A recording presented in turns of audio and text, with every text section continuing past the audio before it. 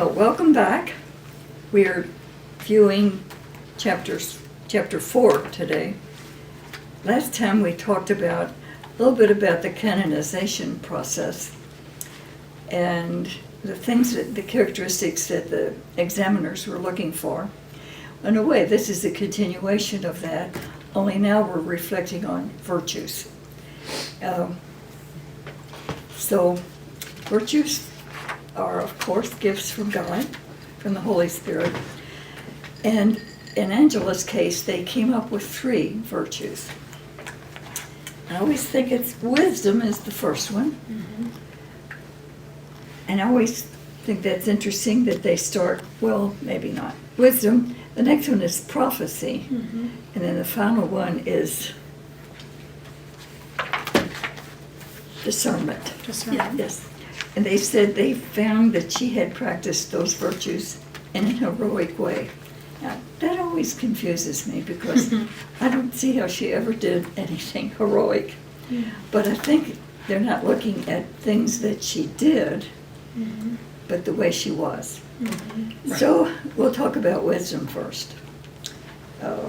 Wisdom is so often associated with age because although sometimes I've heard little children say very wise things. True. But generally, that just rises to the surface quickly. Mm-hmm. But age seems to make wise people out of all of us if we're paying attention. Mm-hmm. That's the key. That's the key. You're paying attention. You're paying attention. Mm-hmm. Otherwise, life just goes by you. Mm-hmm. And you're just like a blank wall when you get finished. Yeah.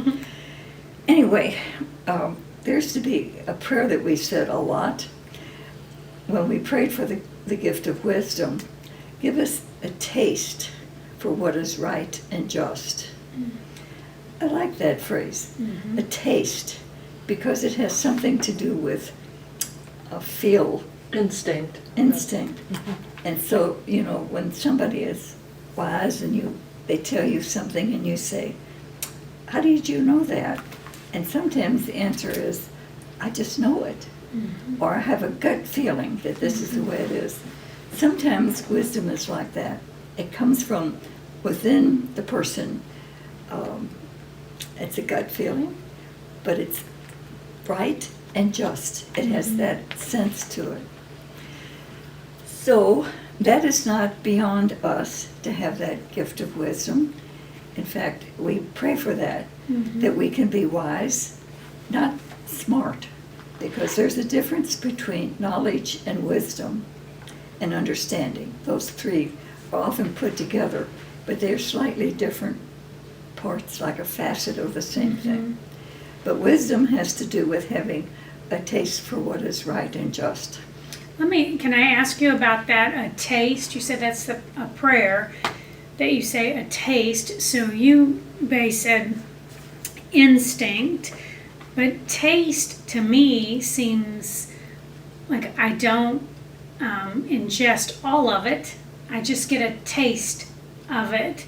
So how do you view that word when you pray that? Give us a taste of what is right or just. Sounds as if I don't really have the wisdom. Well, I think we say people about their clothing, you have such good taste. Okay. So it's like make wisdom a part of me. Give me a desire to achieve wisdom. That's how I took it. Okay. Not give me a taste of it, not but give me a taste for that, so I have the inclination to be someone of justice.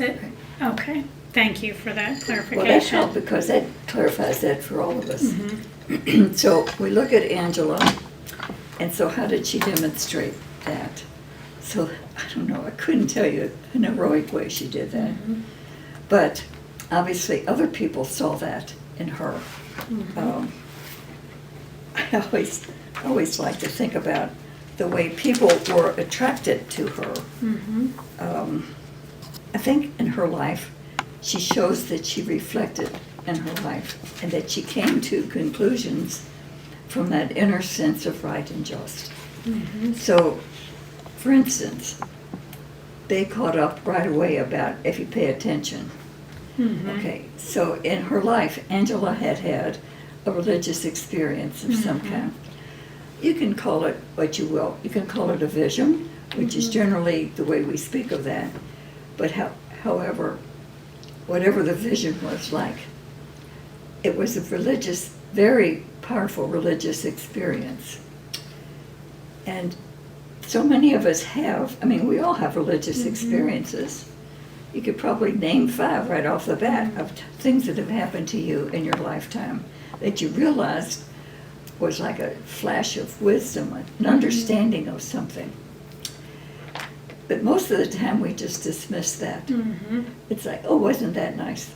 But I should just forget that because, you know, part of that was my imagination.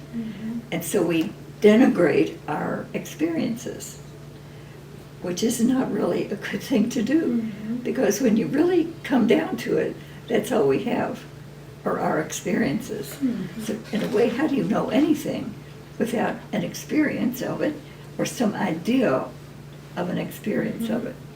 Okay, well, Angela, like many wise people, believed her experience and held on to it, not in such a way that she wanted to repeat it, because, oh, so you walk down a lane and it's a beautiful spring morning and you think, oh, this is wonderful, and you have a feeling of well-being and whatever. So that was really good. I'll do that again. Next time I go down there, it's, well, nothing is there. So that's kind of nostalgic if I'm longing back for that experience. But it's more like, what did this experience say to me? What's it about in my life? So an experience of walking down a lane may last into an appreciation of nature, and that may grow, which is not nostalgic. I'm not trying to repeat that experience. I'm trying to be open to what caused that beauty. So that's the way it was with Angela. Now, I don't know what all that vision said to Angela, because you hear different stories. I think that's, always am amused by it, because some will tell you she knew what she was supposed to do, that she was going to found a congregation of women. That always makes me chuckle, because she never did that. But basically, what she learned from that vision was that God loved her. Now, isn't that simple? I mean, God loves us all, and we know that. However, there are times in our lifetime we don't know what causes it, or it's just like a gift. And we come to the sense, I am loved. God loves me. I pray that everybody has that experience, that somewhere they know they are loved by God, because love transforms us.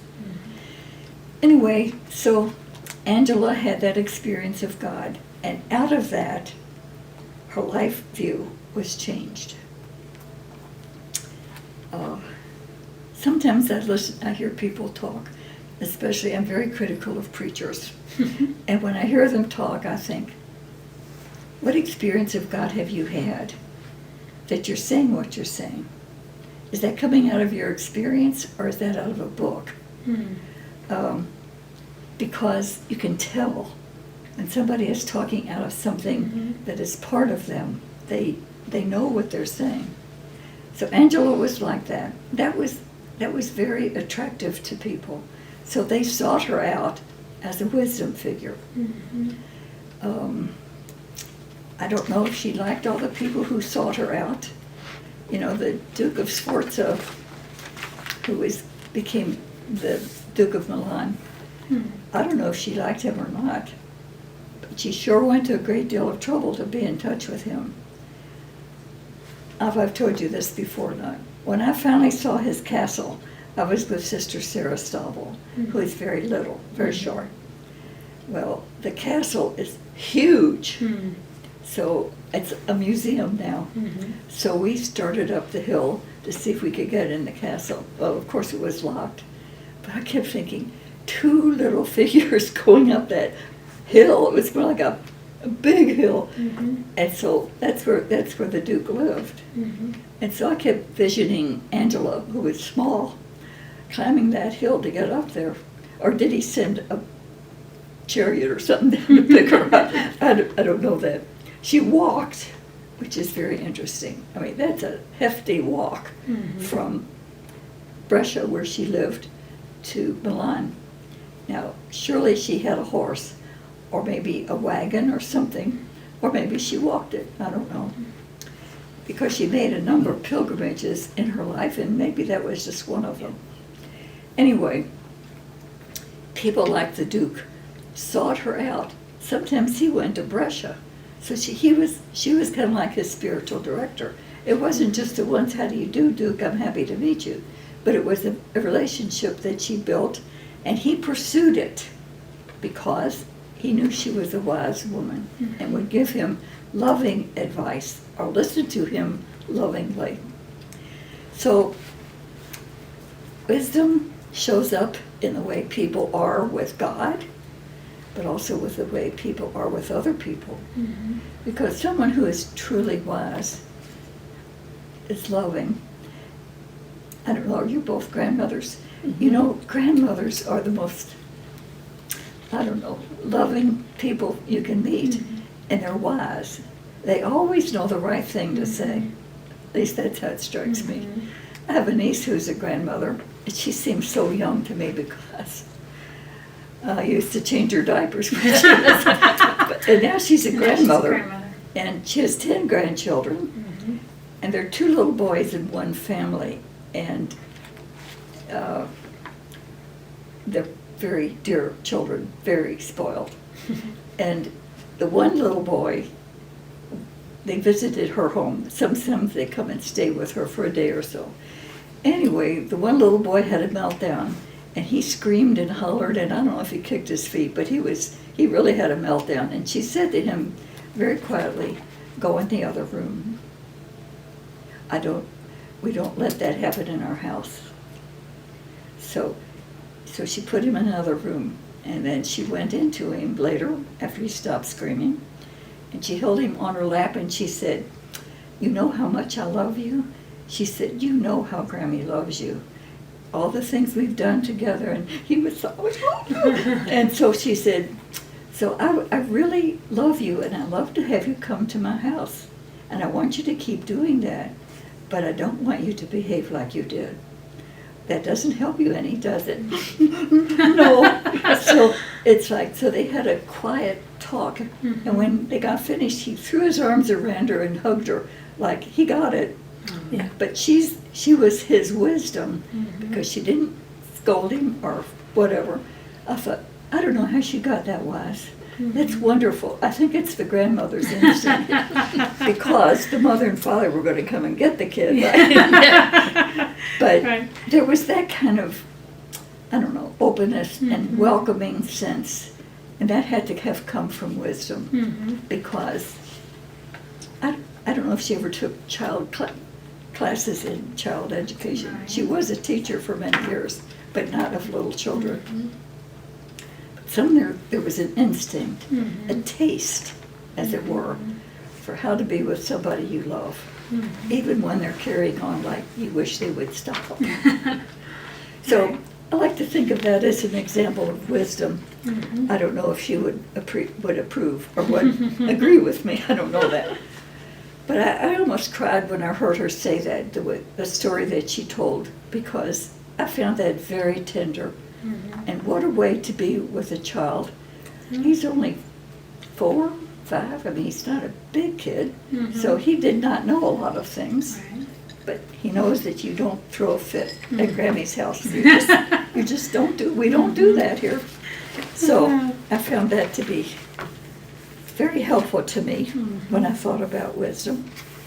I've met a lot of wise people in my life, haven't you? Yes. And aren't they wonderful to be with? The thing about real wise people, I think, is that they don't tell you what to do.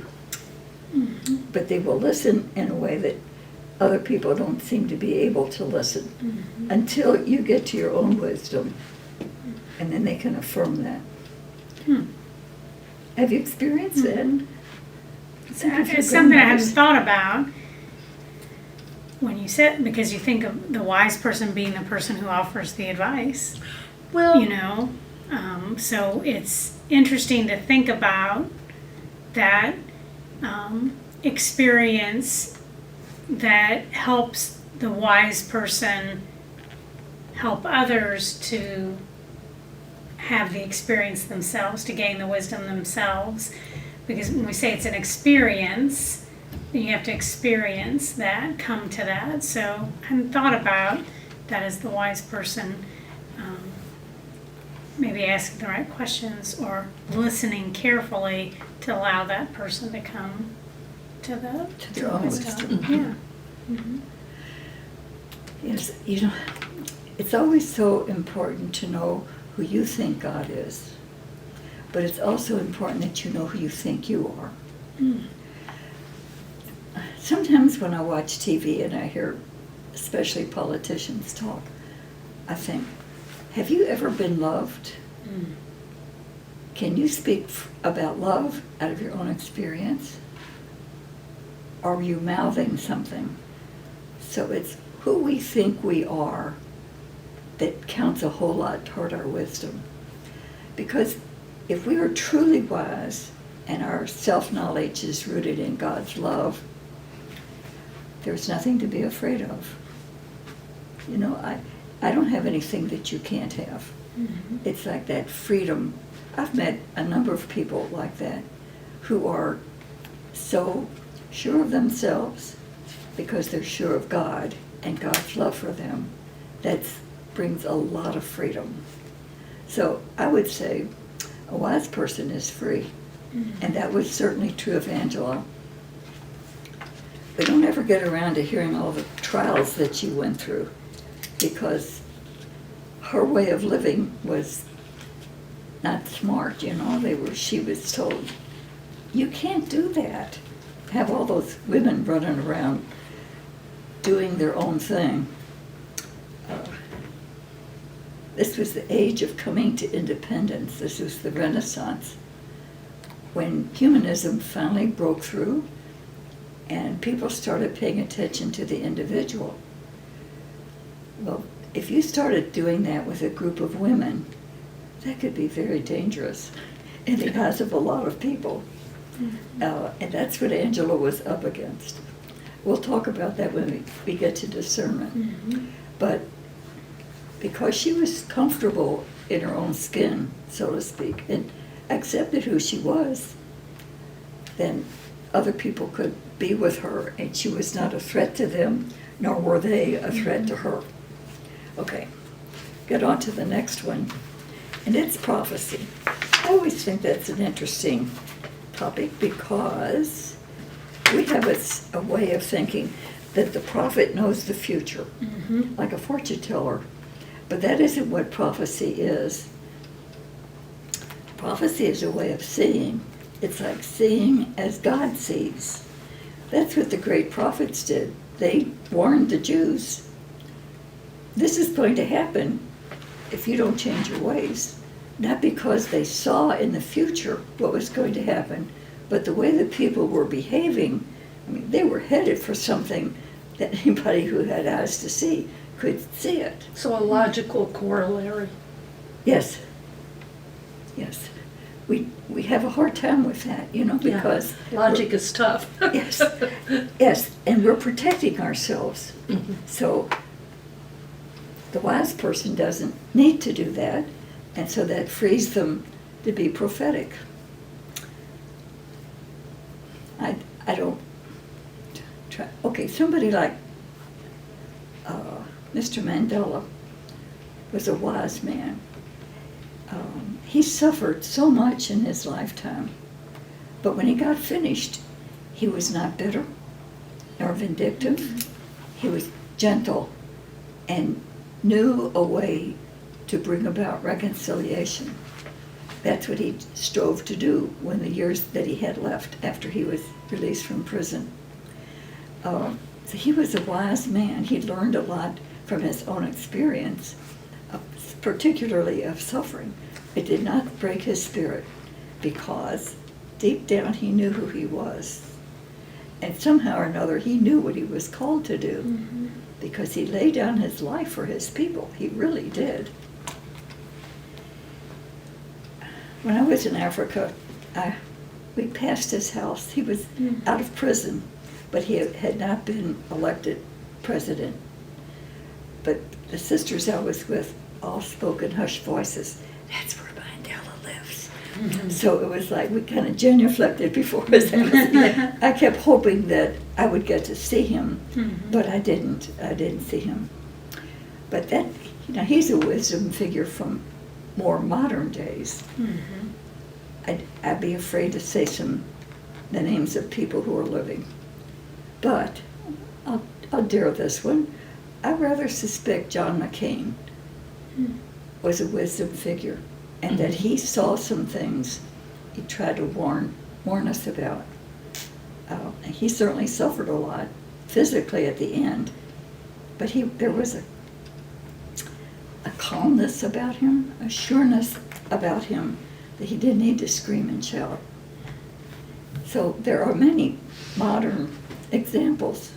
Your grandmothers, I always have a special love for grandmothers. So they may say to you, if you keep doing that, you're going to end up getting hurt, or you're going to end up being in trouble. So it's like, they're not prophetic in the sense of telling you when the world's going to end, but they're telling you this is what's going to go, this is how life works. Mm-hmm. So Angela had that, apparently, to a high degree. Now, that would have made her that would have made her a great gift to the people she lived with, because they could rely on her experience of life and of her willingness to share it with them. By the time she started her public life, she had lost her mother and father, her older brother, her older sister, and so she and her younger brother were the only two left in that particular family. So she knew what suffering was like. She also lived in a time where there was a lot of suffering. There were wars going on, and people were being killed, and people were sick, and the disparity between the rich and the poor was breathtaking, because some people lived with nothing, and other people lived in a wealth that I have never even imagined. So she knew what suffering looked like, and instead of its closing her off and making her self-protective, it opened her to loving other people and being willing, as the Charism says, as we always state, an openness and eagerness to serve the needs of others, because she was a contemplative. It's amazing. Okay, so there you've got prophecy. I don't know what else to say about it. She saw things that other people did not see. And then the last one is one that I really like to talk about, and that is discernment, discernment of spirits. And discernment builds on the other virtues that we've talked about, certainly wisdom, and that insight of where we're going, so to speak. So it's kind of built on that. Discernment is not deciding between which dress am I going to wear today. It's not decisions, it's a way of life. And because it is kind of built on wisdom, it deals with reflection and attention. That when you said that, babe, I thought that's the answer to so many things. Jesus talked a lot about love, but he talked about discernment more. He never used that word, but he would say, blessed are your eyes that have seen what you see, or your ears that have heard what you hear. So he expected his followers to be discerners. Now, I don't know how long it took them to get that way, because sometimes you want to say, Jesus, why did you ever choose so-and-so? Peter was about one of the really lacking in discernment, because he jumped off did this, did that.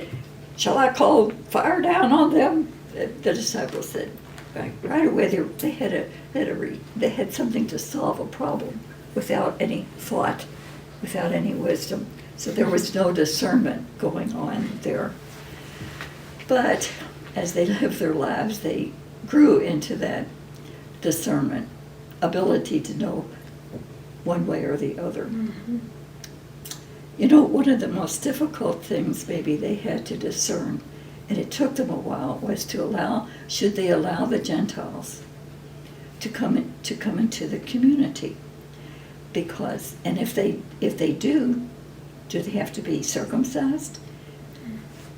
To us that sounds, it's silly. Yeah. But it wasn't for them, because their Jewish tradition was so, the circumcision for the Jew was so important, because it's like baptism. You know, this makes you a part of the community.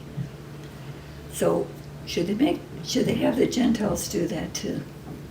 So they had really fiery arguments, because Peter and Paul fought about this. Because Paul had different experiences than Peter, although Paul also was a Jew, but he somehow knew that there are things more important than that exterior. So, yeah. And he kept talking about the spirit of the law as opposed to the letter of the law. And we still get hung up on that. Oh, absolutely. Because, you know, we really like things to be black and white, don't we? Mm-hmm.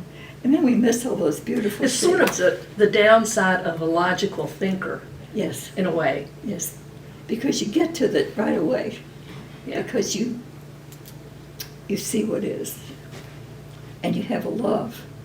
You have a taste for what is right and just. Mm-hmm. That all goes together. With all of that it's discernment is easier. In a way, it's like that. You have a gut feeling. I know that this person is really good.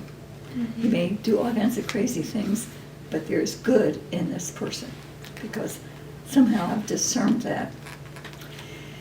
Now, great saints like Saint Ignatius of Loyola, being a man and thinking much more logically, so to speak, gave rules for discernment. And so people spend days reading what he said and trying to understand what he was talking about. But when it boils down to it, it has to be an act of faith. Now, Angela had a very much more simple way of discerning. First of all, she said, pray. First thing, pray. Second thing was, consult the company. In other words, don't make this decision by yourself. Talk to the members of the company. Get a feel for what they're saying. And then follow it through. And after you have done that, then you look at what happened. So it's like, are you willing to look at your actions and say, that was really dumb. I won't do that one again. Mm-hmm. Or, I made a mistake. Those are such hard words to get off the tongue. I was wrong. I made a mistake. Mm-hmm. But you've got to be able to reflect on your experience. That's part of discernment. So if you discern that this is a good thing to do and you try it and it blows up in your face, well, I won't try that one again. Mm-hmm. So she's much different in the way she comes to decision making. Mm-hmm. It took her a long time, apparently, to find a way to do what she thought she was supposed to do. Now, a lot of stories have been written about that that the devil came and tempted her not to follow her way of life, which was virginity in the world. I mean, that was unthinkable. And so it's like that got thrown in her face.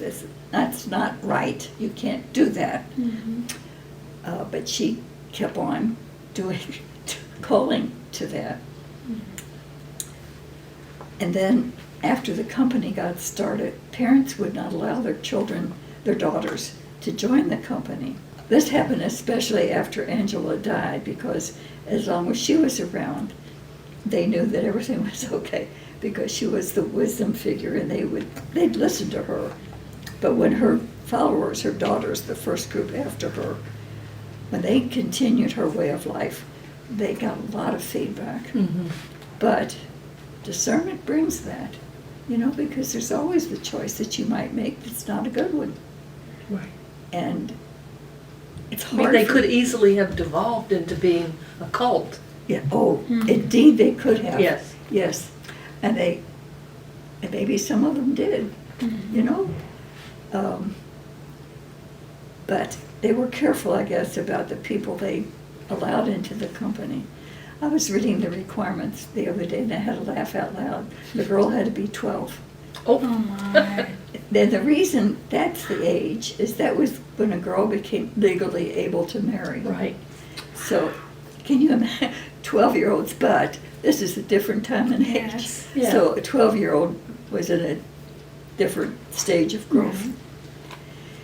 So, I cut you off. Was there some? No, I was just going to say that about the cult. That could be, the flip side, the dark side of Exactly. Angela's company. It could have devolved into that. Yes. Yes. Yeah. Yes. And I think that happens because so many leaders of a cult are charismatic people. Mhm. People are attracted to them. Their because ego of- brings them Yes. down. Yes, so people gravitate to them, and they may lead them to all kinds of crazy things, and it becomes a cult. But Angela was slow to do things. She was 65 before she started the company. I mean, she was an older woman. 65 in her time was much older Right. than it Yeah. is Yes. today. So she was well established in the city of Brescia and in the countryside. She was a businesswoman. She went home back to Desenzano every year to collect the rent. I always think that's interesting because I never knew that for a long time. And then in Desenzano, they have the records that show about her coming back every year to collect the rent from the farmers who rented her property. So she was a wise woman, she was smart, and she was also well-loved by a lot of people and a lot of important people. But she made some dumb mistakes. It always makes me wonder. When she was dying, she appointed the woman who was to take her place. And her name was Lucretia something or other. And she undid a lot of things that Angela did. So it's like, how did you not recognize that in this woman? Angela was hardly cold in her grave when Lucretia said that the virgins is what Angela always, the daughters were to wear a leather cincture. Now, in our day and age, the veil is the sign of, well, she must be a sister, she has a veil on. Mm-hmm. But in her day, it was the leather cincture belt. And so she had them all do that. I'll wear a leather belt, which is real. That was far from Angela's mind. Interesting. Yeah. So it's like, okay, Lucretia sounds like a part of Dracula or something. Lucretia Borgia. Something like that. Yes. But she probably wasn't that. She just made a mistake. Yeah. Because right at the beginning, it caused a division in the company. And that was very hard, difficult Yeah. for the women. And a number of them left. And then it was this division. Some were doing this and some were doing this. But they eventually got back together after they talked and tried to discern together. So they mended that mistake that Lucretia had made. Anyway, so discernment is very important. It's part of wisdom. It's part of prophecy. And it's a very important thing for us today to pay attention. It goes back to what you said at the beginning. It's like, pay attention. Pay attention. I know I have said this to you, but I'll say it again.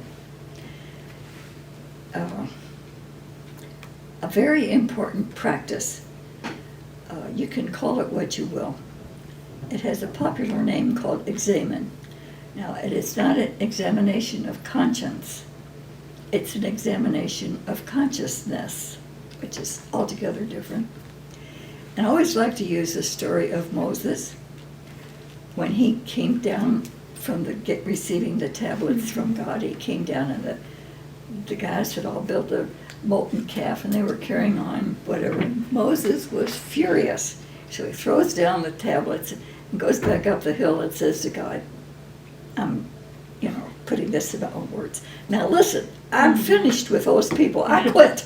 Yeah. You take care of them. They're a pain in the neck." And he said to God, "I wish you would talk to me face to face, like a man." And God said, "Moses, you can't see me face to face and still live. But I tell you what I'll do. I'll hide you in the cleft of the rock and put my hand over that, and then I'll trail by. I'll go by, and you can see me from the back." So, okay, Moses submitted to that, and that's what happened. God trailed past him, and Moses was floored. Well, really, he fell on his face and said, "Yahweh, Yahweh, whose greatness is beyond measure from generation to generation." So he got it, but he saw it from the back.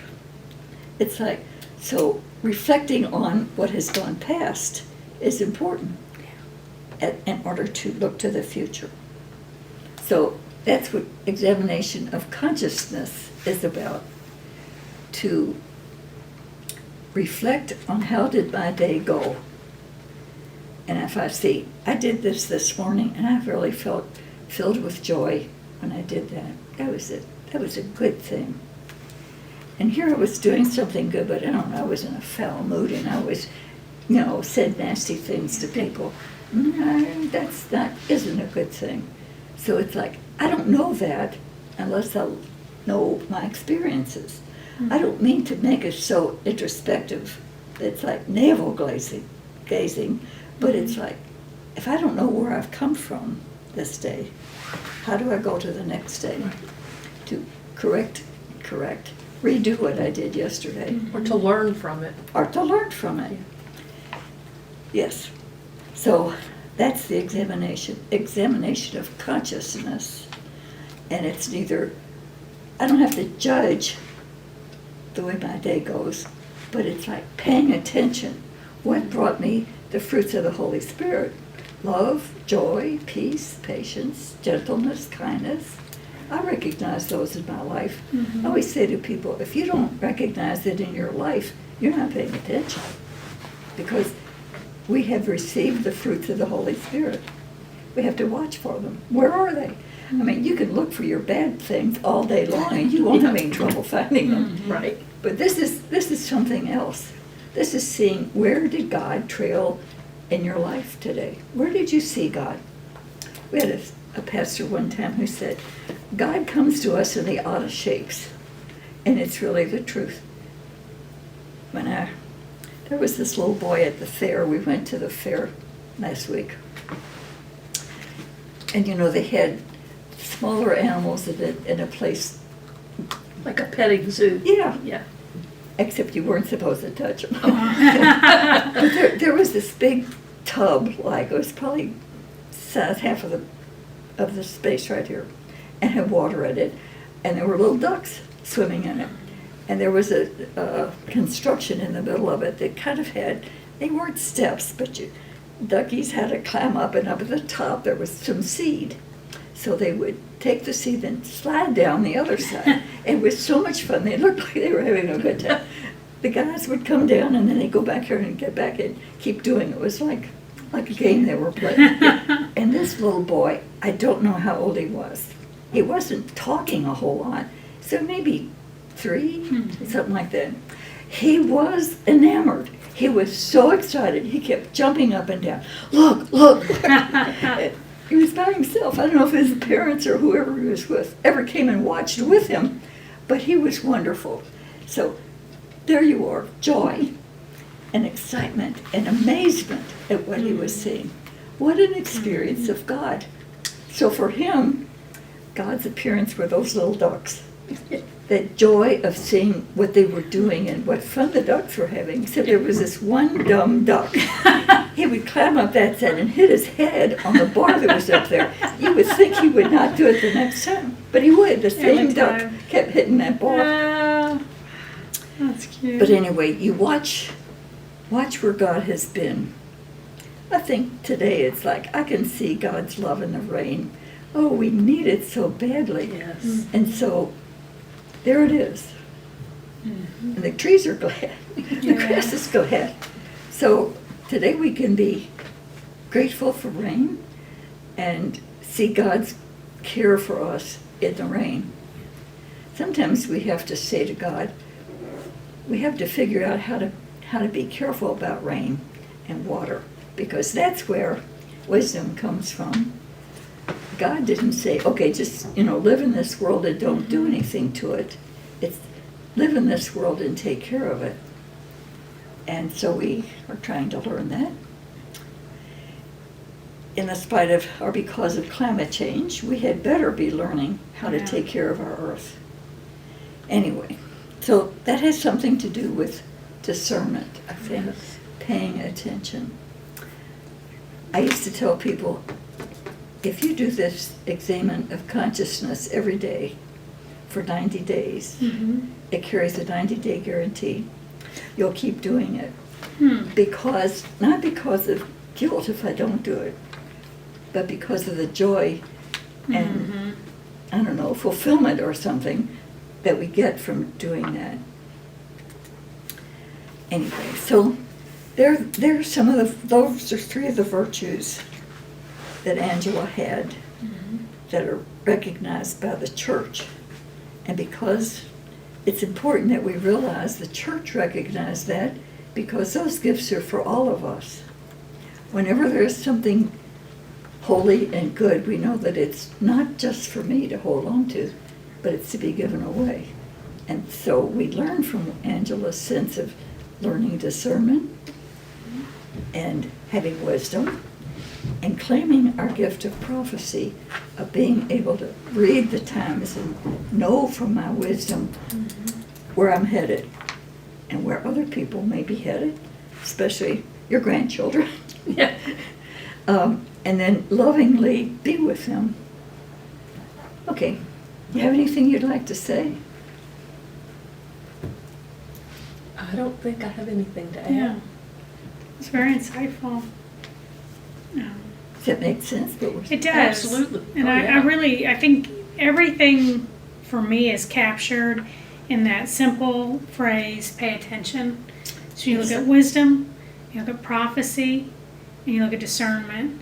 And I'd probably put them in a different order. I'd probably put discernment, wisdom, and then prophecy. And I don't know that it's linear, Yeah. but in my mind, It's more like a triangle. and maybe it's a Right. triangle, but all of those are about paying attention. Yeah. And that your example of the rain, that reminder in that paying attention, that's where we're going to see God. So I think that just that expression, pay attention, captures all three of these virtues. Yes.